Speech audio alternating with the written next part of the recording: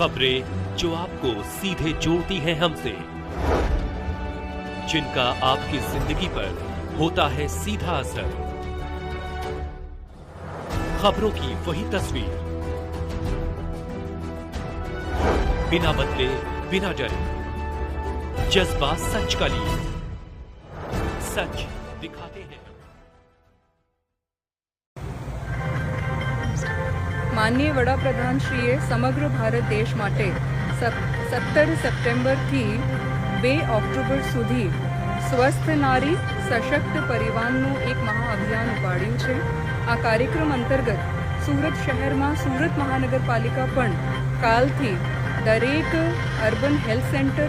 આયુષ્માન મંદિર,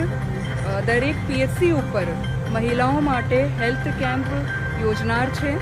આપના થકી હું બધા મહિલાઓને વિનંતી કરીશ કે